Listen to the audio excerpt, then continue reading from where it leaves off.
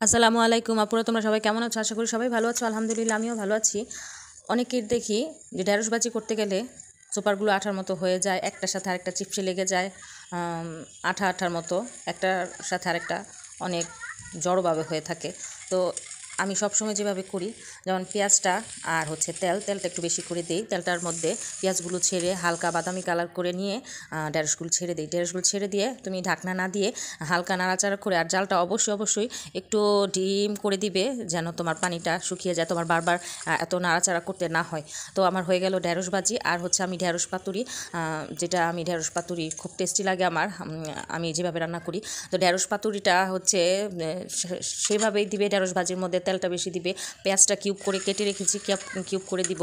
আর অনেকগুলি কাঁচামরিচ নিয়ে নিয়েছি, কাঁচামরিচগুলি ফেরে দিয়ে দিব, মাছ দিয়ে ফেরে দিব। আর তোমার 1 চামচ সস আর 1 চামচ সয়া সস সাথে মিশিয়ে দিব। তো এই তো তোমরা সবাই যেভাবে রান্না করো আমিও সেভাবেই রান্না করি, কিন্তু দুটো জিনিস আমি বেশি দিই। এই তো আমার হয়ে গেল ঢেঁড়স পাতুরি। তো তোমরা এইভাবে রান্না করে দেখো।